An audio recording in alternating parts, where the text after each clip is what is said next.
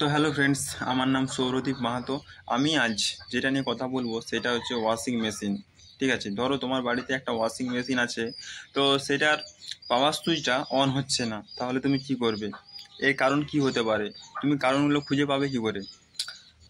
এর এক নম্বর কারণ হচ্ছে চেক দ্য ওপেন কানেকশন। কোথাও কোনো ওপেন কানেকশন আছে কি না সেটা তোমাকে চেক করতে হবে, চেক করে সেটা ঠিক করতে হবে। তারপরে দু নম্বর হচ্ছে যে ইনকামিং সাপ্লাইটা এসছে, সেই ইনকামিং সাপ্লাইটা, ঠিক আছে, ইনকামিং সাপ্লাইটা তোমাকে চেক করতে হবে যে কোথাও ভালোভাবে এসছে না কোনো ফল্টি হয়ে আসে, সেটা তোমাকে চেক করতে হবে। তিন নম্বর হচ্ছে চেক দ্য মেশিন ফিউজ। ঠিক আছে, মেশিনের ফিউজটা তোমাকে চেক করতে হবে। ঠিক আছে, এবং মেশিনের ফিউজটা তোমার কাট হয়ে থাকতে পারে, সেটা তোমাকে চেক করে ঠিক করতে হবে।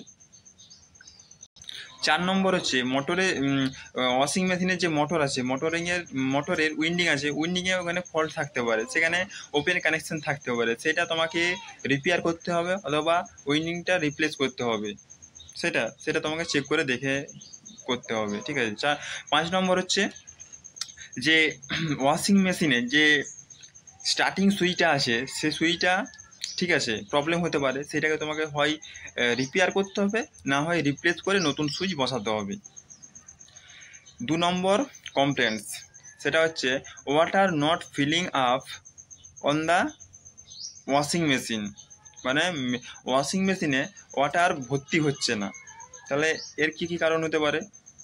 এর এক নম্বর কারণ হতে পারে the inlet pipe is choked, clean the valve. ঠিক আছে, ওর মধ্যে একটা ভাল্ব আছে, ঠিক আছে, ওই যে ইনকামিং যে পাইপ আছে, সেই পাইপের সাহায্যে তো জলটা আসছে, ঠিক আছে, ওখানে ভাল্ব থাকে, ঠিক আছে, ওই ভাল্বটাকে তোমাকে দেখতে হবে এবং ওইটা ক্লিন করতে হবে, ক্লিন করে পুনরায় তোমাকে ওইটা সংযুক্ত করতে হবে ওইটার সাথে। ঠিক আছে। আর দু নম্বর হচ্ছে check the incoming water supply. ঠিক আছে, যে পাইপের মাধ্যমে তোমার যে ইনকামিং ওয়াটার সাপ্লাইটা আসছে সেটা তোমাকে চেক করতে হবে। হয়তো হতে পারে জলই আসছে না, তাহলে তোমার ওয়াশিং মেশিনে জল ভর্তি হবে কি করে? তোমাকে ওই পাইপটা দেখতে হবে যে জল আসছে কি না।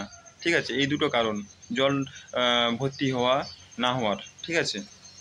তারপর তিন নম্বর কমপ্লেন্টস বলছে যে ওয়াশিং মেশিনের যে জল ভর্তি আছে ওটা বাইরে বেরোচ্ছে না, ড্রেন হচ্ছে না। তাহলে কি কারণ হতে পারে, কেন হচ্ছে না?